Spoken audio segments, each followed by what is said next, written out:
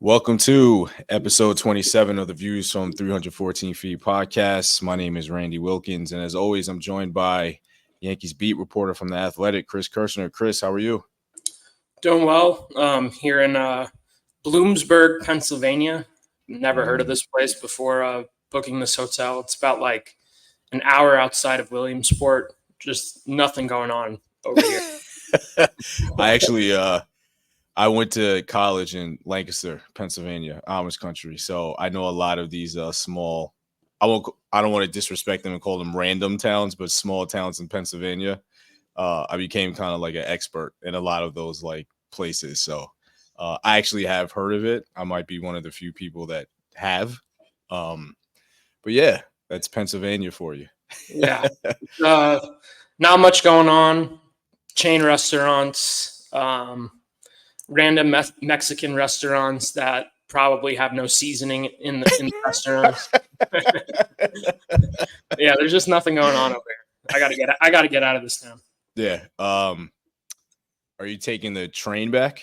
How are you getting back to New York? No, I rented a car. So you drove. Okay. Yeah, that was So we can get into the Yankees in a second, but I would always take the train back and forth from New York to my college, and that was one of the best things about it. It's always a beautiful ride, especially when you get past Philly, and then you keep going west towards Harrisburg. And I always used to take like long Amtrak trips with my grandmother and my sister, like across the country, sort of like New York to Montana, New York to Denver. Like we used to do like these big trips. So I always appreciate like the train ride from Pennsylvania to New York because, you just see a different part of the country, even though there's like unseasoned Mexican restaurants in a lot of these places. No, I like the train. When I go to DC next week, I'll be on Amtrak. I enjoy train travel. I wish it was more, what's the word? Like readily available in a lot of places. I mean, living in the Northeast now, it's definitely easier to get around to like DC, Boston, Philly, all those places. But when I was in Atlanta, there's nothing. Like you have to have a car to get around. Right. Yeah. No, it's great. I highly recommend it if you just want to like travel a different way. All right, we'll do the travel podcast next week. Let's get into the Yankees. This is going to be a little different in the sense that this might be a little bit more free-flowing because we spoke briefly before we started recording. I have no idea what's going on with this team. I do want to preface this by saying I still firmly believe the Yankees can win the World Series this year. Like, I have not wavered from that. I think we agree. We've talked about it multiple times that they're in that like group of teams that can win the World Series. I still believe that. I haven't seen anything from any other team that tells me that they have that the Yankees have no shot against X opponent. At the same time, I don't think the Yankees have told X opponent that the Yankees can definitely beat you either. So I have lost all kind of understanding of this team. They're consistently inconsistent, and you can point to like very obvious things like the bullpen, like the Yankees offense not clicking consistently, but it just seems like you never know what you're going to get with this team. And there's so many different elements and situations that happen in each individual game that determine the outcome. And it feels like there's too much variance with this team from day to day, which is odd to say over a 162 game season. But there really is a variance that happens with this team from day to day where it's just very hard for me to grasp who this team really is. I mean, I think that's just the 2024 MLB season as a whole. I know most of the listeners are probably just watching the Yankees, and they're definitely frustrating to watch at times. But if you just look around the league and watch other games, like I was watching the Orioles Red Sox game on I think Saturday. Their bullpen's terrible. And you watch that game and it's like wait, this is supposed to be like one of the best teams in baseball. So it's not even just the Yankees who are frustrating to watch, but it's really the entire league. No team is projected to win at least 100 games, which would be the first time since 2014 that would happen. The Dodgers came into this season, by far the favorites to win it all, and they haven't put it together. They've obviously had a lot of injuries, especially to their pitching staff. The Orioles had a lot of talent. They just haven't been able to have any sort of consistency.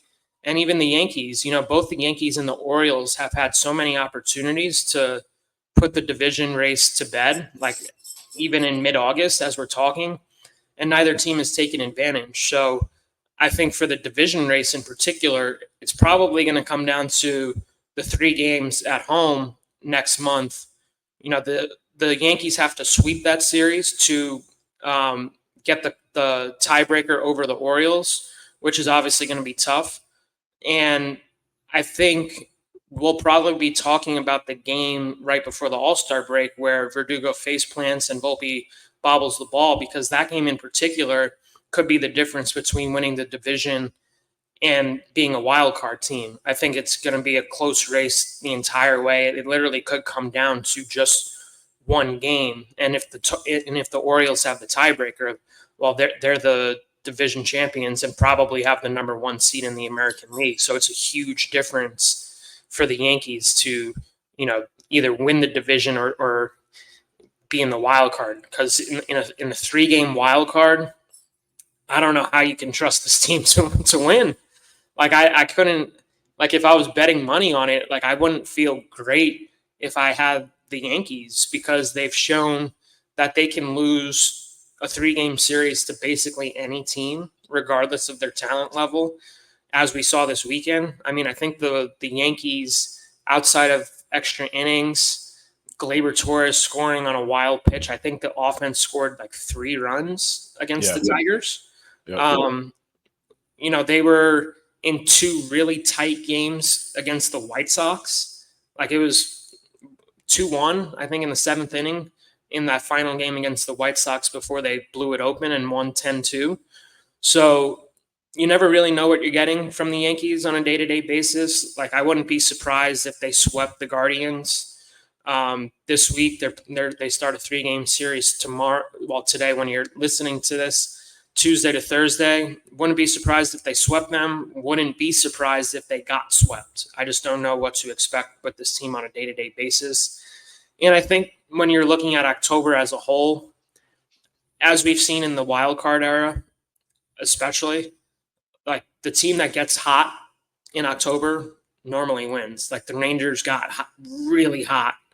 They had a lot of question marks going into the playoffs, and they won. So I think it's just going to come down to which team is playing the best in October, which team has things clicking for the most part, and that team's probably going to win this year.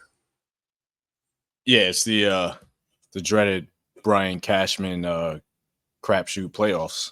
I mean, I know a lot of people resent that phrasing, but it's going to be accurate this year because there isn't a favorite going into this on the National League side or the American League side. There isn't one team that I can point to and say, yeah, man, like it's theirs to lose. And that includes Houston. We said this about a month or 2 ago that Houston was probably going to go on a run and win that division because that division's bad. And I know that they've played better, but the division kept them in the race. You know what I mean? So, like, I know that they have the pedigree. They deserve to have people give them the respect. They've earned it. But I wouldn't consider them favorites either. I mean, I think that you can put the Astros in the mix with everybody else, and then it's kind of like the subjective respect that they have that people will kind of put them in their own category. But if you actually look at that team, they're just like everybody else, really. So I feel the same way about the Phillies. The Dodgers have had their issues. I didn't buy into the Dodgers because I thought that they still had a bunch of holes. They had more holes than I thought they did when the season started. So I'm not totally surprised by the Dodgers like inconsistency. I thought they would be better, obviously, but I I think that there were very clear holes. And even when we had our conversation about them when they had this series with the Yankees, I had like concerns about them. But yeah, I mean, you obviously see the team every day, and I'm curious to know or find out from you what are the things in your opinion that contribute to this inconsistency and this variance, because they're talented. You know, they're playing the Tigers. They're very clearly more talented than the Tigers. The Tigers are the youngest team in the majors. I mean, they just brought up a whole bunch of guys that have never played Major League Baseball before, like last week. And they played the White Sox, who are awful. And they're in like these close games with these teams that, you know, they should, I won't say dominate because they're major leaguers, but that they should, the variance shouldn't be there. So what do you think are the contributing factors or some of the contributing factors into their up and down performances from day to day? I mean, I think number one, it's the bullpen. You never know what you're getting out of the bullpen every day. I think that's the main issue that the Yankees are facing right now. And we've been talking about it all season long. I think maybe in our first episode, we were talking about the bullpen. Oh. So I think that's number one. They, Clay Holmes is obviously, I'm sure we'll talk about Clay more in depth, but I do think he's a good pitcher. I do think that he's been unlucky this year, and I know fans probably don't want to hear that. I know they want his head on a stake right now, but, it's baseball sometimes, and shit happens. I just don't know. I just don't know how to explain it. Like last season, Emmanuel Clase led MLB with blown saves. He had 12. This year, I think you would be insane if you would say anyone but him is the best closer in baseball. Like this stuff just happens sometimes. Right. And there are some factors that go into play and his 10 blown saves. Like, several of those have been unlucky. Balls have found holes.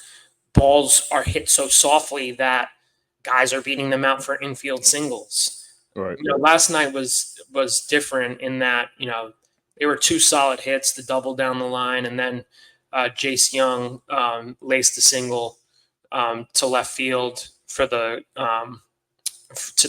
Tigers to tie it up. But I think if you're just looking at some of the factors that can explain some of the inconsistency, I think it has to start with the bullpen. And then what we've seen out of the offense, if guys like Judge and Soto aren't like going into God mode, it can be difficult for them to win games. Like Soto was held hitless in the series against the Tigers, and as we saw, the Yankees had problems scoring.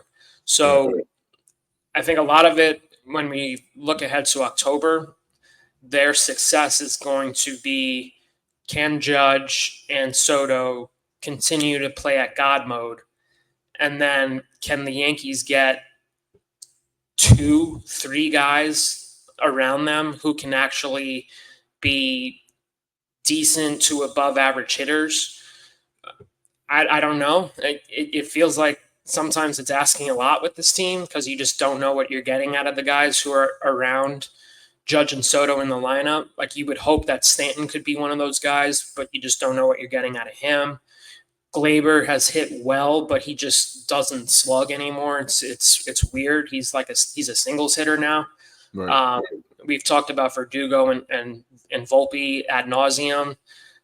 Those two are probably not going to be the guys who pick it up. So a lot of it is going to come down to, can Glaber and Stanton hit to their pedigree? And again, you just don't know what you're getting from them. I would put Wells in that group too. If he gets the playing time. If he gets the playing time.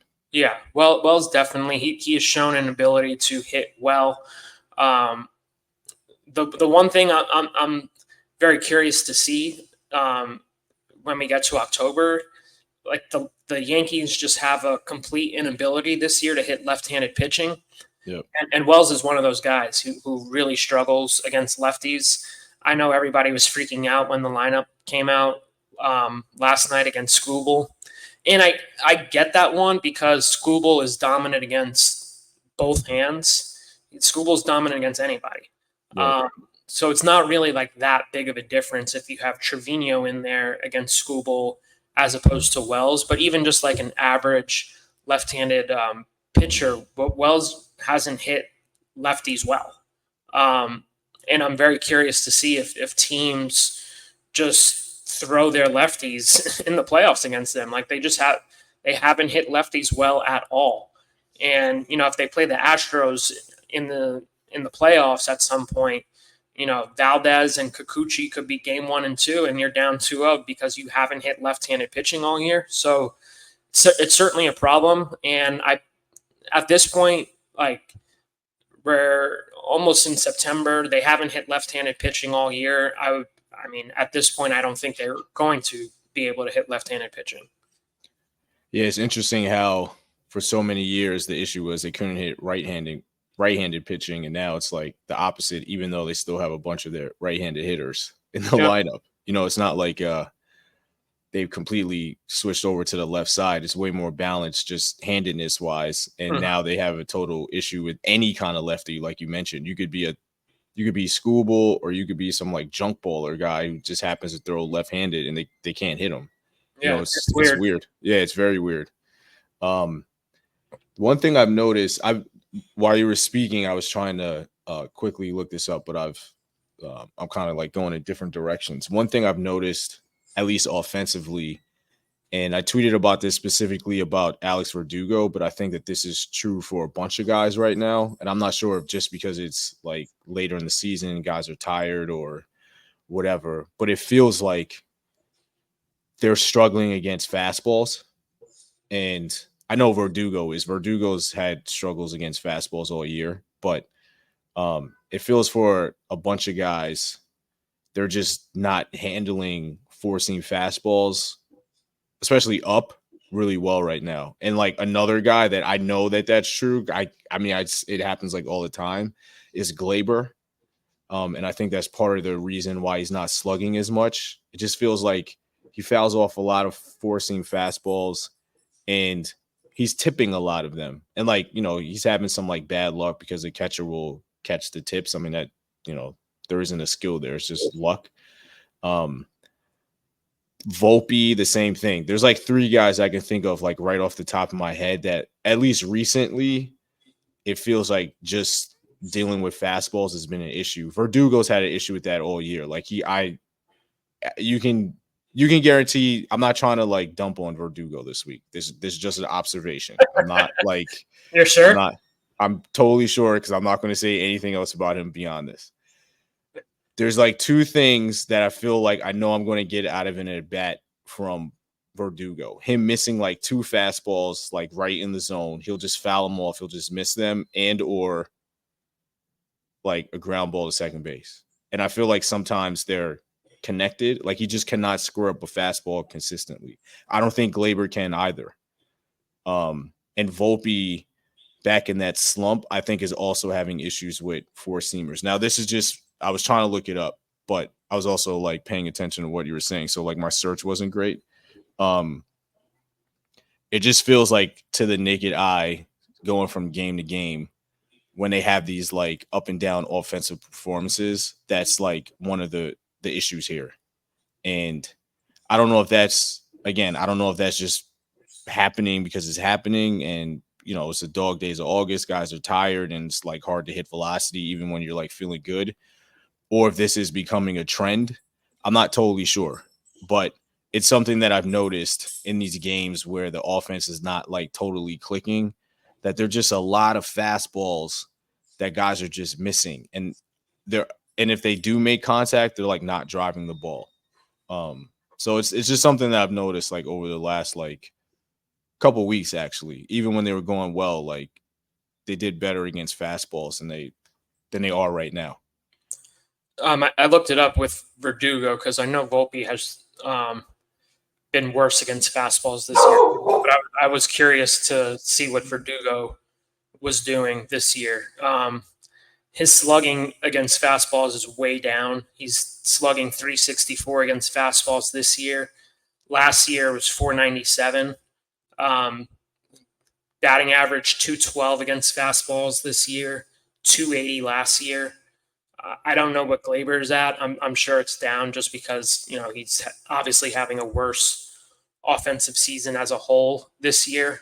But yeah, like it's certainly noticeable, especially with Verdugo, because it looks like he is just missing fastballs because like he is getting good contact on them. It's just going on the net. Right. Which is obviously less than ideal because you want it on the field. Fair territory. Yeah. But yeah, like the slugging being down over 130 points this year with Verdugo is certainly troubling. I'm sure you saw the story with him and his batting gloves, which I thought was very interesting for those who didn't see. Randy Miller wrote a story on Verdugo being allergic to his batting gloves. I've never heard of such a thing. One of the things that one of the questions I had after reading it is, in the story, Randy says that he's been struggling with his hands for like 3 years now, but he was okay, at least offensively, in the past couple of years with Boston. So it wasn't like he was terrible as he is this year. So I don't know if that's like a reason for his struggles this year, or he's just a worse version of himself. So I think that was the main question I had with that story. It's like, okay, like he was okay with the Red Sox, now he's really bad. I don't know if like his hands got worse or something like that, but that was one of the questions I had after reading that story. Yeah, and I think his run value against every pitch that's thrown at him, Verdugo, his worst run value is against the four seamer, and I don't, he's not the only one right now, and it just feels like that's a problem. And I'm not, again, I don't know if this is like just a part of their offensive identity that's a lot of these guys struggle with velocity, or it's just kind of a blip. So, but I do think it's something to pay attention to as like we move forward, because it's not just like handedness of the pitcher, but it's also like the arsenal of the pitcher. Like they're struggling against guys that have pretty good fastballs, and for some of them, the fastballs aren't even that great. They're just missing them, like, or they're just fouling it off. So it could just be, baseball stuff, or it could be something else. I don't know, but it's something that I've noticed over time. So before you move on, one thing I wanted to say is, when we're talking about fastballs, I think teams have made it pretty clear that they don't believe that Ben Rice can catch up to high velocity. Like they've just been pounding him with their fastest stuff, and he's been struggling lately. So it's definitely not just a Verdugo issue or a Volpe issue or a Glaber issue. It's multiple people. Yeah, it definitely feels like it's a lineup issue for a lot of the guys right now. All right, so we're going to take a break. We'll come back and we'll talk about everybody's new favorite topic, the Yankees bullpen. And we're back. So we talked about this a little bit, but the bullpen is, again, the biggest issue on this team. And it's not just Holmes. You can basically, outside of a couple people, pull a name out of a hat, and you're probably going to have someone that's having an issue out of the pen. And Eniel De Los Santos gets DFA'd. They just get him, and now he's already like DFA'd. That was not a good trade. And I mean, I said it on here. I thought it was going to work because I thought he had some qualities that Matt Blake could kind of enhance. I was totally wrong. The Yankees were wrong. That just didn't work. That was not a good move. Mark Leiter Jr. has been awful.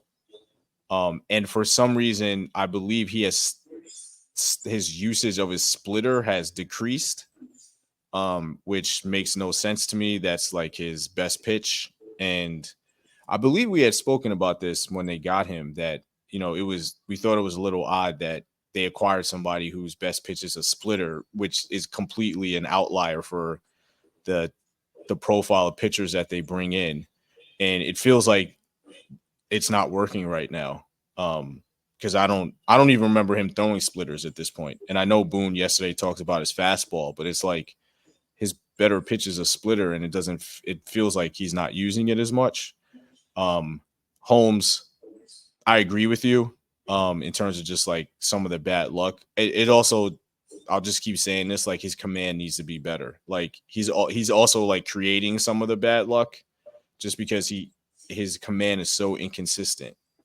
Even though he has great stuff. Kane Lee has been largely good, but he also has his moments. Like I don't feel totally comfortable when Kane Lee's in the game. I don't know. It's just the bullpen's not good. I don't think it's a good bullpen. And like you have to hold your breath every time a guy comes into the game. Jay Cousins has been good. And Weaver's been good. Outside of a couple of spots, but Weaver's been good. Cousins has been really good. But they got to get this bullpen straightened out, because it's like Baltimore and the Yankees are like trying to outdo one another with how horrible their bullpens can be from like game to game. They both have terrible bullpens. It's bad. I'm looking at the reliever ERA is not the best, but it's obviously the one that fans can understand easiest. Since June 1st, Tommy Kahnle has the best ERA out of the bullpen.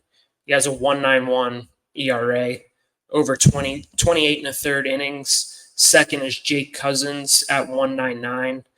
Then Tim Hill, who's obviously not pitching in the most high leverage situations, 2.77. Then Tonkin, 3.18. And then everyone else in the bullpen is over 4. That includes Weaver at 4.11, Holmes 4.21, Victor Gonzalez, who was part of the team at that time, 4.60. Caleb Ferguson was 4.60. Gonzalez 5.14. Mark Leiter 6.48. At this point, like the Yankees are probably hoping that one of the guys who's injured or in AAA can be a part of this bullpen by October. That includes Ian Hamilton, Nick Burdi, Scott Effross.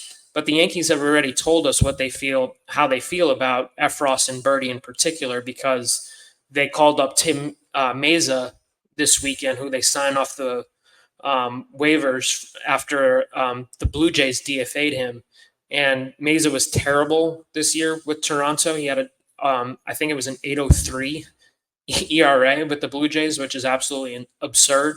And then they chose him over Burdi and Effross, who are in AAA and at this point healthy. So I don't know if Effross or Burdi are going to be a part of this team at any point this year. Hamilton is still working his way back, but even before his injuries, he didn't look like the same pitcher he was last season. So I don't know how to feel about him. When Clark Schmidt comes back, they'll probably have to make a decision on who goes to the bullpen out of the rotation. Maybe it is Clark. He's probably going on a rehab assignment this week. And, Cashman said the other day, at latest, he'll be back in like the second week of September. That's obviously not a lot of time. Clark has bullpen experience. He was really good this year. I don't know if he can be fully built up by the time he comes back. So maybe it is Clark to help stabilize the bullpen somewhat. And, I do think that he would be good out of the bullpen. They need help there. They need a lot of help. I don't think it's going to be Luis Gil, just because of the fact that, he doesn't have pristine command. And I don't know if I would trust him in a 1 or 2 inning situation, just because he's one of those guys too where you just don't know what you're getting. Like he could be absolutely incredible and look like one of the best pitchers. And then he can also give up 5 walks. It's like you just don't know what you're getting. And out of the bullpen, you need someone who's, at least trustworthy with their command. And I don't know if I would trust him with his command. So maybe it is Clark. Maybe it's Nestor. I don't know. The only thing I do know for sure is they need help back there, because I just don't know how this bullpen can get through several rounds in October. I don't trust them on a day-to-day basis, no matter who the opponent is.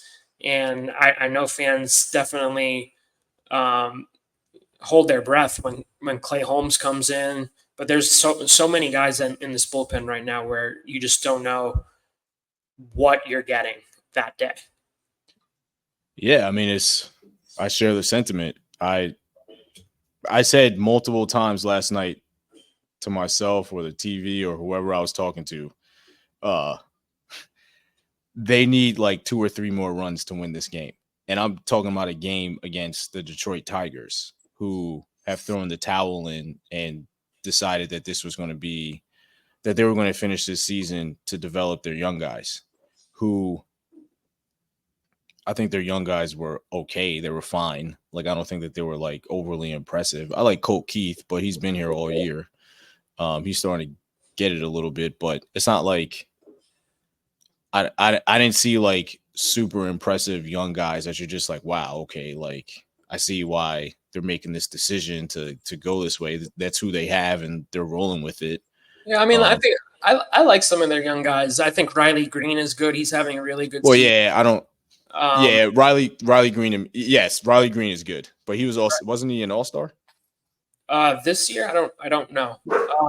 But he's 23 or 22 years old. Kerry Carpenter, I think, is a solid big leaguer. Like they have some. Good I meant more. Yeah. No, I meant more like Jace Young and Colt Keith and the guys that they just called up, and Trey Sweeney. I was more of them. Like I like Kerry Carpenter and Riley Green. They're good. I was talking about more like the more recent call ups, but those guys are good. But I mean, it's not like they called up Gunnar Henderson is more what I mean. You know what I mean? So it's like I'm sitting here like they really need to score 2 or 3 more runs here to beat the Tigers, who at the time didn't even score a run. You know what I mean? And it's like there's no way that like the Yankees brass and Aaron Boone can tell us what they want to tell us to give off like, whatever impression, but there's no way that they feel comfortable day in and day out with this bullpen. I mean, they know more about what's going on than we do. And every time a new guy comes in here, none of us know what's going to happen. Like there's no certainty with anybody coming out of the bullpen. And it's been like that all year. Like I would give Weaver some credit, but your numbers that you just gave us show that he hasn't been as good as he was earlier in the year. It's just there isn't anybody reliable. Like, and we don't even have to talk about the closer position. It's middle relief. It's like the people in the back end is nobody. Like when you come in, you have no idea where this game is going to go. And obviously the trade deadline is passed. So it's on these guys to figure it out. And we're getting to the point where it's like, I don't know if you can figure it out. Like you guys are who you are. And it's almost as if the team has to compensate for that, which puts more pressure on the starters and the offense. I mean, you basically have to insulate yourself from the bullpen because there's no way that you can go into it believing with 100% conviction that day to day, the bullpen can give you a full performance. And again, it's like that inconsistency and that variance from guy to guy within a game, every game becomes taxing after a while. And it hasn't stabilized at all. Like at no point with anybody. It's just like, it's hard to navigate. It's hard to watch, but it's hard to navigate, if you're actually involved, that there's so much instability within a game. And I know that like there's been this sentiment lately from some people on Twitter. I've seen it a bunch lately that Yankees fans are going after other Yankees fans for saying you're treating every game like it's a NFL game and like it's the Super Bowl. And it's like, that's not what people are doing, I don't think. Like, I want to defend people's reactions here. I'm not necessarily doing that, but like I see people doing it, and I actually think it's justified in the sense that there is so much instability and inconsistency within a game, every game, that after a while, I think that instability leads people to overvalue each game because there's no like flow of like consistent positive production, if that makes sense. Like it is so up in the air all the time that after a while it's natural to just treat the games bigger than they are because there's so many swings in every game. And it's like nothing's normal or like straightforward or like comfortable or dominant at times. It's just you literally from inning to inning when there's a new guy in there, you don't know what's going to happen. When in the past, you're like, okay, the 7th and 8th inning guys are there. They've had a good season. I feel good that like this game is taken care of. They don't have one guy that can do that. And it's every game. Yeah. So it's like, well, how else would you expect someone to react? It's uncomfortable if you're invested in it every inning. Every inning. It's not even like every game. It's every inning when you get past a certain point.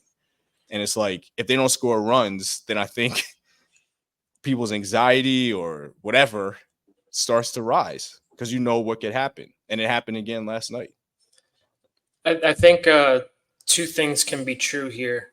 Number one, I think the front office did a great job in seeing something in Michael Tonkin and Jay Cousins because they've been two of their best relievers.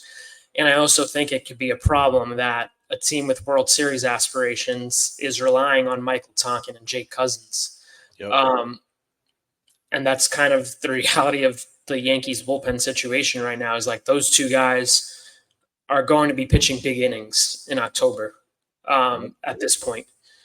So two things can be true. Like, yes, they did a great job in finding something in both those guys. And then on the flip side, it's like those are two of your best guys who you found off the scrap heap that no one else wanted. It's a precarious situation for the Yankees to be in because, like I said, I just don't know how you can trust this group to get you through several rounds in the playoffs because I just don't trust them on a Tuesday night game against the Angels.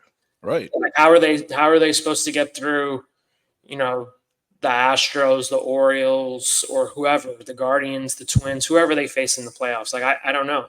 And those teams have really good offenses. Like the Twins, however you want to feel about them, like their offense has been really good. The Guardians have a really good offense this year. We know about the Orioles. I just don't know how this bullpen is going to stack up against some of these offenses that they're going to face in October. Because they can't do it against the Tigers. They can't do it against the Angels. So we're supposed to believe that this group can do it against the best teams in baseball. I don't know. Let me ask you a question here. Do you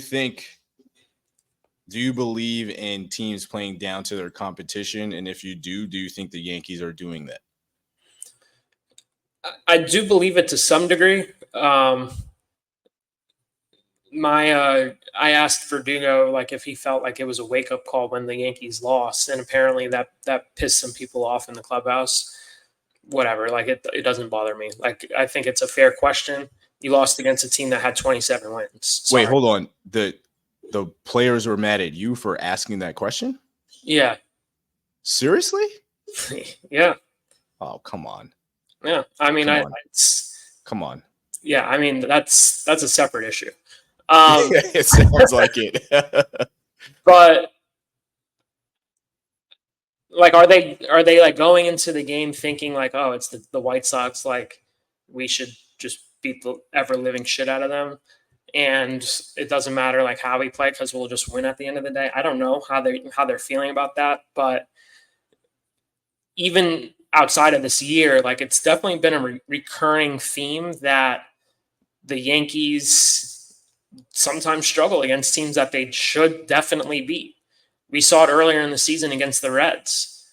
That team should have been, 3 free wins because they were playing like shit at the time, and the Yankees are obviously in a contested division race, and you see these teams on your schedule, and you should be like, oh yeah, let's go, like let's kick their ass, and you just don't get that sense from them.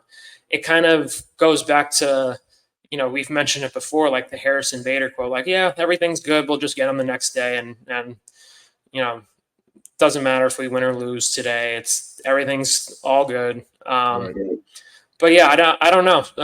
I've definitely gotten the sense that is certainly an issue, but I can't say definitively if they do or don't play down to their competition. But some of these series that they have, it's like, how did they lose? Right. These are teams that you should be beating. I mean, 3 games at home against the Angels, who are awful, and you lose 2 of 3. Like, I get one of those was a doubleheader, but still, it's like you got to win those series. Yeah, they don't. These teams aren't playing for anything; they're playing for development.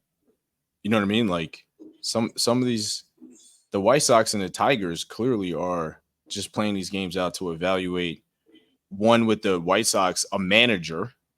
2, their players. Detroit has made a conscious decision to bring their young guys up and develop them and evaluate them. I mean, you shouldn't be in like multiple closely contested games with these teams. Like, I don't know. I will say I would not be surprised if they played well against Cleveland this week.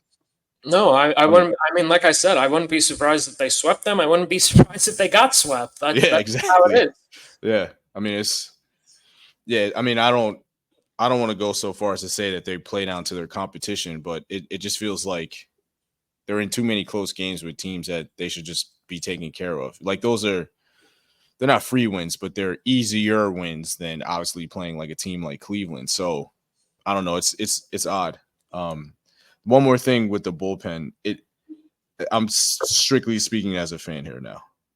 If the Yankees had like a good bullpen, I would chalk them up as favorites to win the title. And I would say that with like the utmost confidence. Like, if they could just fix their bullpen, which I don't think is going to happen at this point. I would like to be wrong. I don't think it's happening. They would be the odds-on favorite in my mind. I agree with you. It's just like, it is so clear what the number one issue is here that it is just like frustrating that it has not been fixed. And I know that like Cashman obviously tried to address it at the deadline. It has not worked so far. And in hindsight, he probably should have done more to get the better arms on the market. But that's playing the hindsight game. I acknowledge that, but also at the same time, he probably should have done it. But yeah, I mean, it's just like, if they can fix that, then I think they're good to go, even with some of the offensive inconsistency. But absolutely, there's not one person I can point to and say, man, I know when he's in the game, like they're in good hands. I guess, right. And it's almost as if like that one maybe rotates every week. So right now I would say Jake Cousins or like Tonkin. Could be somebody else next week, which I don't think is good. No, it's not good, because you definitely want some sort of consistency in October. Right. And I did write at the time, when they got De Los Santos, I wrote that they probably should have gotten a better reliever on the market. Like, the Royals acquired Lucas Ursek from the A's. The price wasn't high. That's what I wanted. I don't know how he's doing since the trade deadline, but very well. Yeah, I mean, it's not surprising. I think he's a really good pitcher, but I wrote in that story, I was like, that's probably the guy, considering the price that the Royals paid, which was not high. Probably should have targeted him. They got De Los Santos, who was clearly a project, because they saw the slider metrics and it was really encouraging. But obviously it just didn't work out. The Yankees needed 2 relievers. they got one, and the one they got has been awful. Right. So they're kind of back at square one with the bullpen of like, these are the guys that we have, and hopefully one of these guys or two of these guys can figure something out in the next month. Right. All right. We're gonna go to break, and then we'll come back with the mailbag. And we're back. It's mailbag time. We had a couple questions that would, predictably talk about the bullpen. So Hector, we got your email. We want to shout you out because we did get your email. But we've had multiple questions about the bullpen. So we'll just like jump into one that kind of like covers everything. From Robert, big fan of the pod, and you're writing for The Athletic. What an ending of the game yesterday. This bullpen is, or 2 days ago when you listen to this bullpen is frustratingly bad, and it added insult to injury. How Ravitch on the Sunday Night Baseball call kept repeating how good the Yankees pen has been. I don't know how much longer the blind faith in Holmes can go for, and the bullpen deadline acquisitions have been total failures. Wondering what your thoughts are for what we do at the pen and closer roles moving forward. I know there are no good options.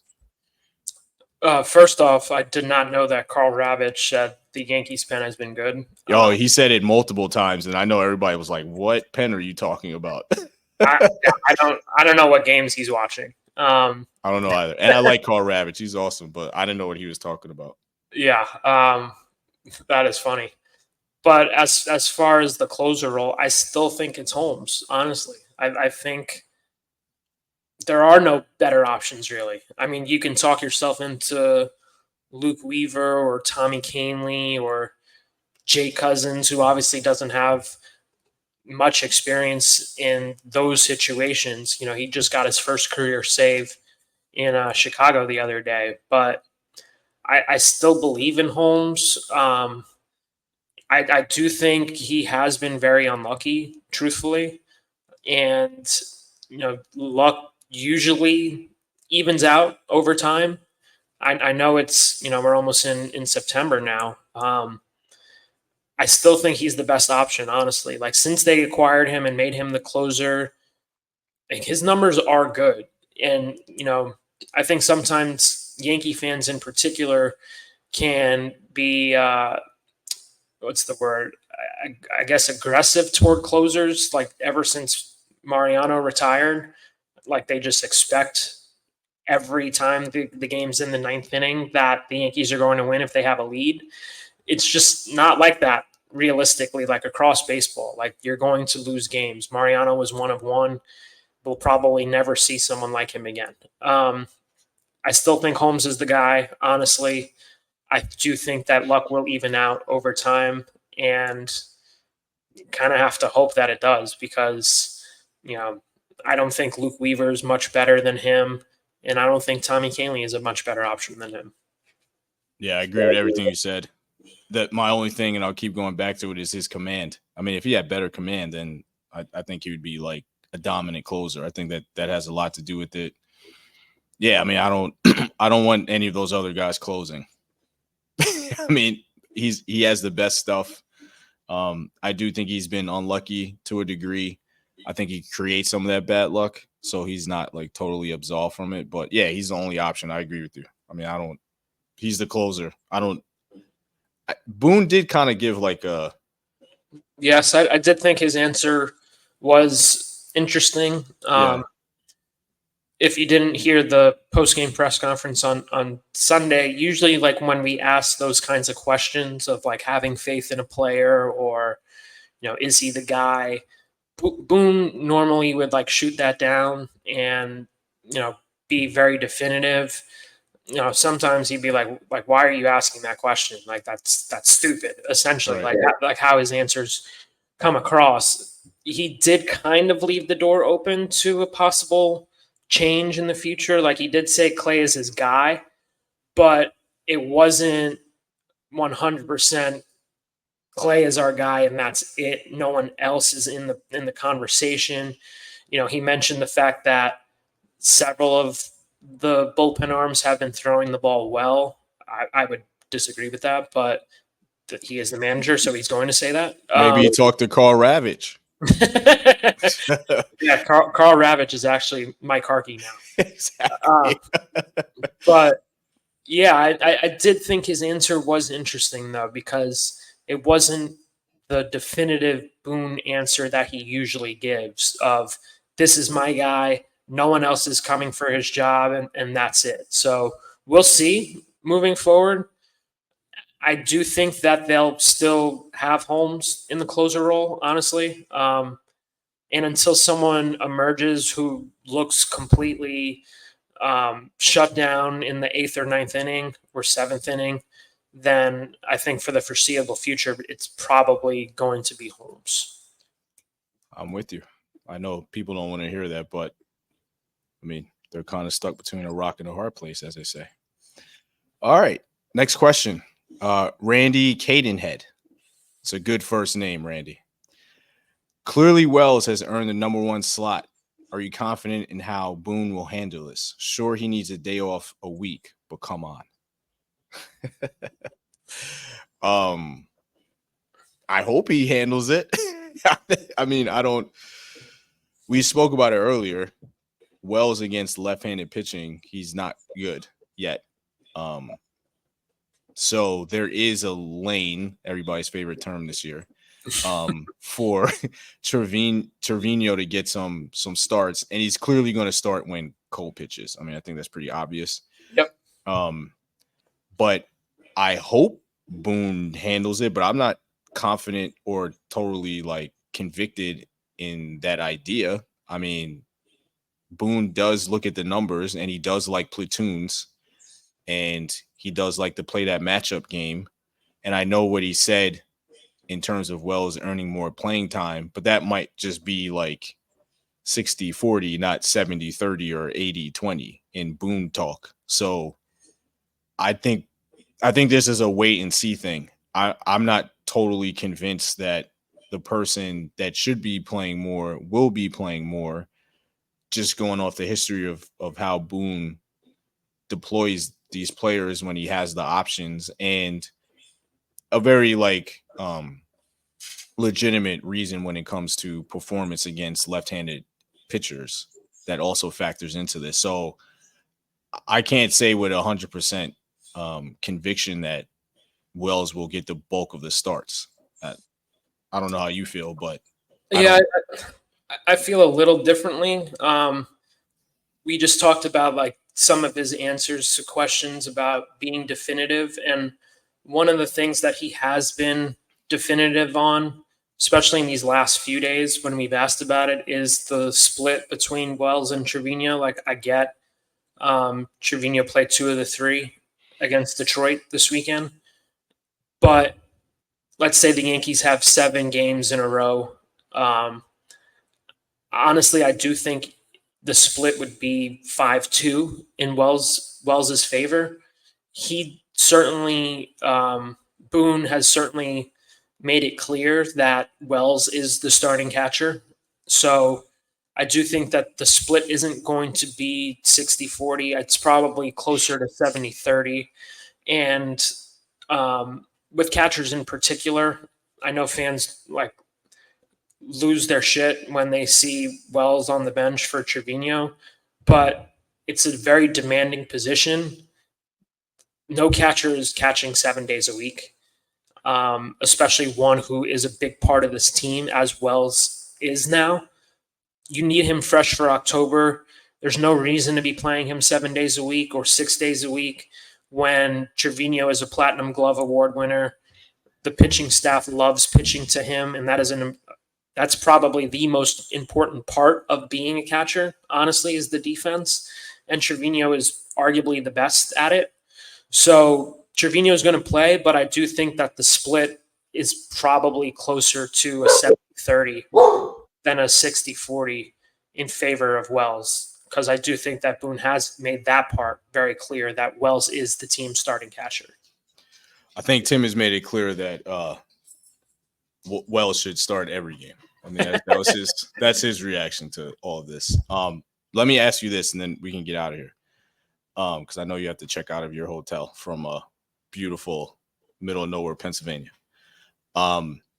When we get to the playoffs, how do you think that's going to play out? I think that's more like the important question here, or part of the question, than like the regular season. Like, how do you think it plays out in the playoffs?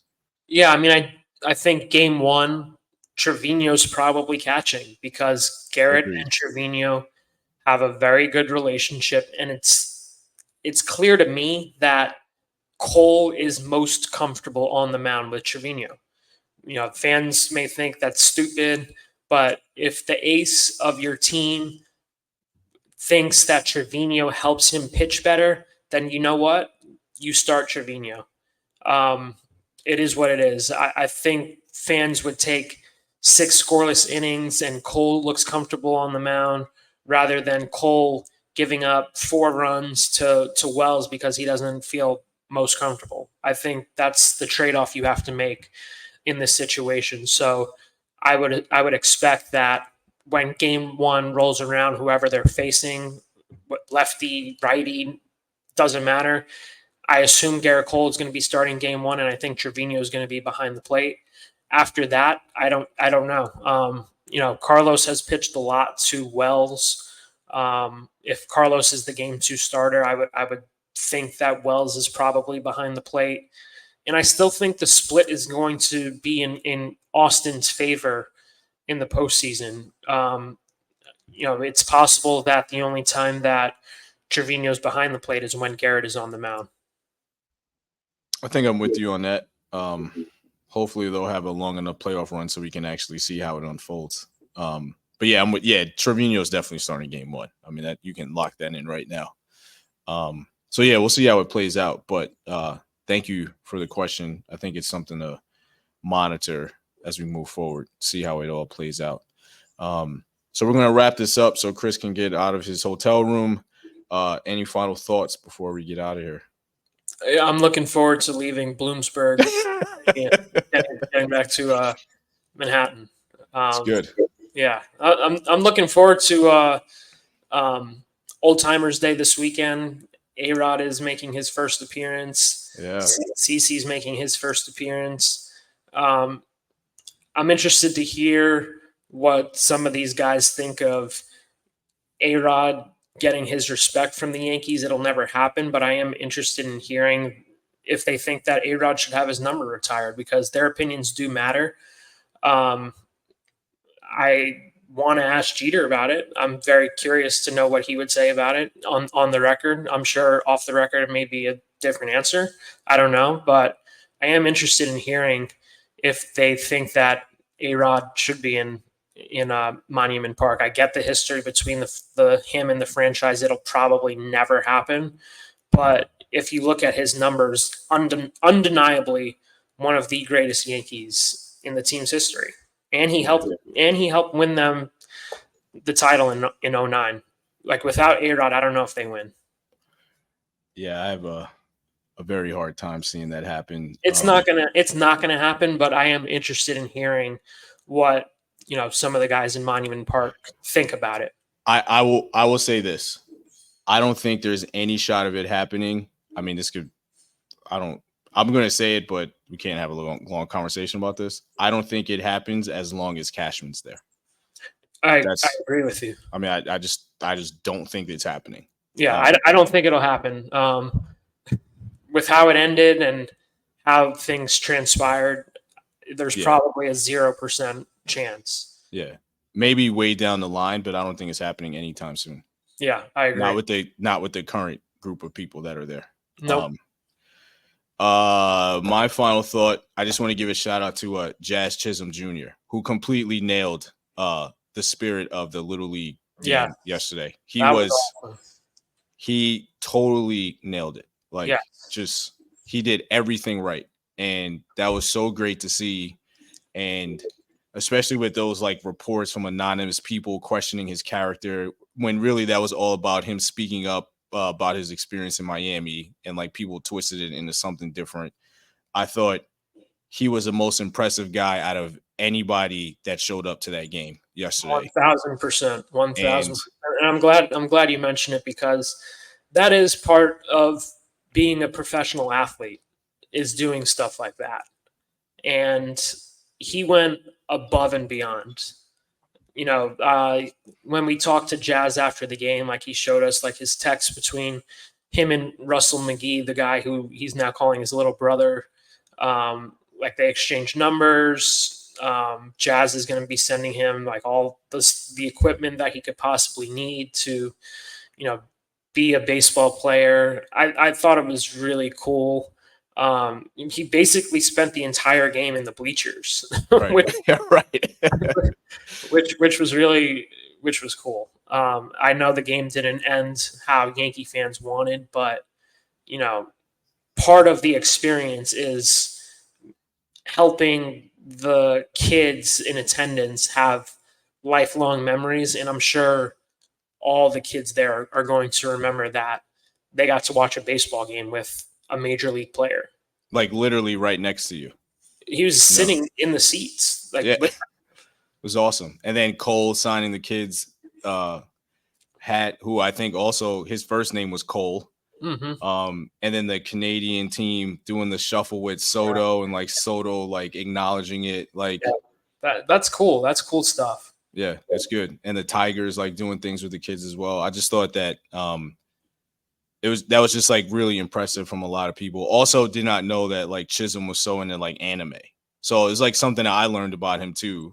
And that like, he got his grills because of one of the animes that he watches and all that stuff. So I thought he was a star of the day yesterday. 100%. And there were a lot of people that did well. It wasn't just him, but like I think he stood out. So I just wanted to shout him out for that. Okay, so Chris is going to check out. You guys are going to subscribe on all the podcast platforms and watch us on the YouTube channel of the same name. Hopefully you give us a 5-star review. All that like great stuff. Thank you for the email questions. Thank you for listening. Thank you to the person who shouted out the podcast to Chris in Williamsport yesterday. Yes, that's right. Whoever you are, thank you. That was cool. And with that, we will speak to you next week.